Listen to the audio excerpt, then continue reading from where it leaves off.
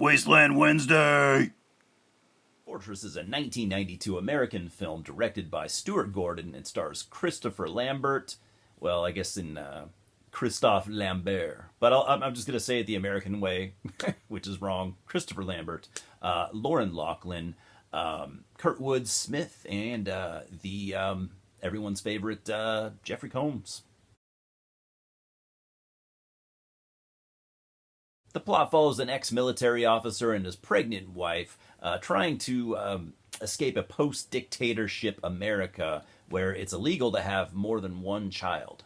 Anyways, guys, this is going to be my first review in this new series that I just started that I'm going to call Wasteland Wednesday. I know, really fucking generic, but whatever.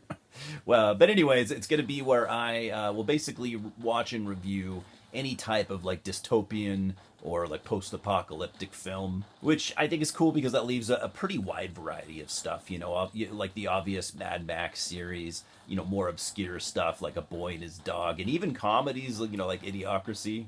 So look, real quick, not to depress you or anything like that, but for the moment, I do believe that the United States is completely cooked as a country. I know that's dark to say. Maybe we can fix it, maybe we can't.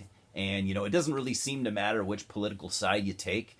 We seem to be fucked either way. And that was my inspiration for starting this series. But, there's some light that comes out of all darkness, I guess. Is that a saying? If not, I coined it. Anyways, so in the beginning here, you see John Brennick, played by Christopher Lambert, and his wife, Karen, played by Loryn Locklin, trying to cross the Canadian border, like I said, so they can have their, baby safely and legally. Because this is set in the future, the year 2017 to be exact, and in the U.S., you are only in this universe, you're only permitted to have one child. John and Karen already had a child, but it had passed away at some point. So, but even still, you're not permitted to have by law another child regardless. So they end up getting caught at the border, and Karen runs away on foot while John was arrested and sentenced to 31 years in a maximum security prison known as the Fortress. And this was an idea that Stuart Gordon had, ideas relating to privatized prisons and the U.S., prison system focusing on punishment over redemption. And the Fortress is run by prison director Poe, played by Kurtwood Smith, who played one of the best movie villains, in my opinion, of the 80s at least, Clarence from RoboCop, 5 years previous to Fortress. I mean, he's not Clarence here, but he's still a great villain in his own way, with a cool twist that wasn't really important to the storyline, but it did add to the world building. Pretty cool touch, in my opinion. So Mentel, the company he works for, has it's like a tech company. They have implemented these small round bombs called, get this, intestinators. In every prison's like abdominal cavities, so if you try to escape, you'll just blow up from the inside. And it's kind of awesome. So John is transported to the Fortress, and it's a really cool scene, I think. I'd love to have the prison is like underground out in some random desert. And the character of John, by the way, was originally written with someone like Arnold Schwarzenegger in mind, but Stuart Gordon wanted more of like an everyman type guy. I mean, John Brennan is ex-military, but he's still a pretty regular dude. Also, I love this, but I guess Lambert he must have been pretty into this role because I guess he kept insisting on doing his own stunts, and Stuart Gordon did not want him to, which I guess they actually kind of feuded about for a little bit. Which kind of left me wondering, was it because he didn't want Lambert to like get hurt or something, or did Lambert's stunts just really fucking suck? So John gets to the Fortress, and it's a pretty decent set, considering this was a mid-budget film at best, and pretty low for sci-fi action.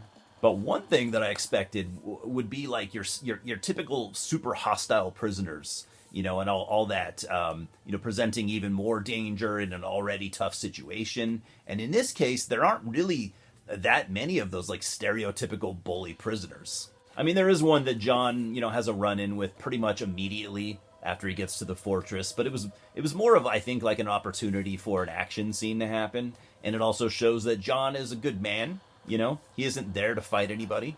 This made him very likable to me. They set it up pretty early on that he's just a really fucking good dude, and you know, it's a nice break from your typical action hero who seems, you know, just as interested you know, in hurting people as resolving things or whatever. And don't get me wrong, you know, I like an action hero who bulldozes his way through, you know, piles of bad guys, but John ain't that, and I loved him for it. Also, on that note, I think I always really liked Christopher Lambert. You know, Highlander, anyone? You know, I mean, how can you go wrong? I mean, his accent, I think, kind of held him back a lot at times, but he made for, you know, he kind of made up for that in other ways, as you know, many other actors did. And John shares a cell with like 4 other dudes, if I remember correctly, and it's exactly what I miss about these older movies. You know, you've heard me say it before, but like, these characters all have individual personality. I mean, I say it all the time. I whine about it all the time. I mean, one of the dudes is an asshole at first, but you know, when John shows up, they all band together and help him, and they become like this team almost instantly. And this kind of made me wonder. I gotta say, are all of these prisoners even criminals, or are they just like locking up, you know, innocent plebs in the future year of 2017? But I mean, this all just kind of gives the movie kind of a playful adventure type sci-fi.